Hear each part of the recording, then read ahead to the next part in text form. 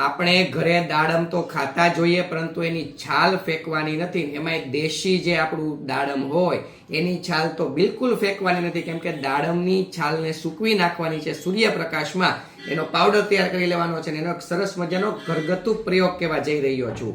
હવે જે લોકોની સ્કિન ખૂબ ઓઇલી છે, ચીકણી ત્વચા રહી છે અને એને વારંવાર ખીલની સમસ્યા થાય છે, એવા લોકો માટે એક સરસ મજાનો ઘરગથ્થુ પ્રયોગ કે આ પ્રયોગ કરવાથી એને ખીલની સમસ્યા ધીરે ધીરે દૂર થઈ જાય છે.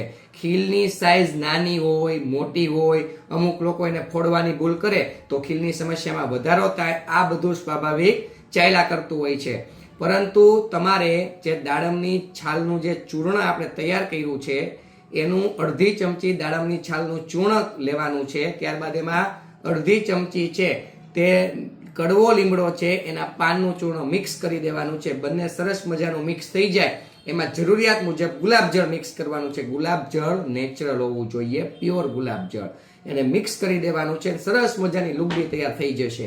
હવે આ લુગદી છે ને, જ્યાં ખીલની સમસ્યા હોય ને, જે જગ્યાએ માત્ર ખીલ છે એ જગ્યાએ ઉપર આ પેસ્ટને મૂકી દેવાની છે. માનો કે અહીંયા ખીલ થયો હોય તો અહીંયા મૂકી દેવાનું, અહીંયા ખીલ થયો હોય તો અહીંયા મૂકી દેવાનું. એ રીતે પેસ્ટ જ્યાં જ્યાં ખીલની સમસ્યા છે ત્યાં એ ખીલ ઉપર એ પેસ્ટને લગાવી દેવાની છે.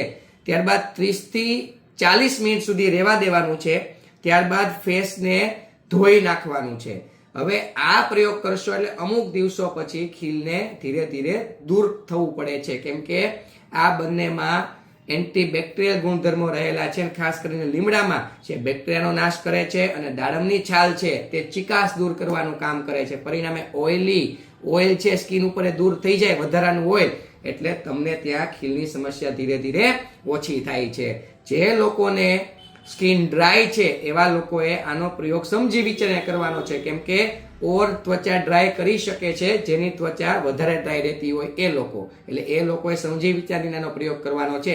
જે લોકો ખીલને ફોડવાની ભૂલ કરે છે એ લોકો આજથી બંધ કરી દે, ખીલને ક્યારેય ફોડાય નહીં, એનાથી ખીલની સમસ્યામાં વધારો થાય.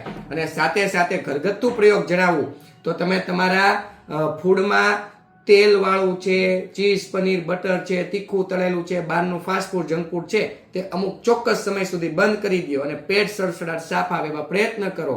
રેસાયુક્ત ભોજન લ્યો એટલે તમને ખીલ ધીરે ધીરે મટી જશે.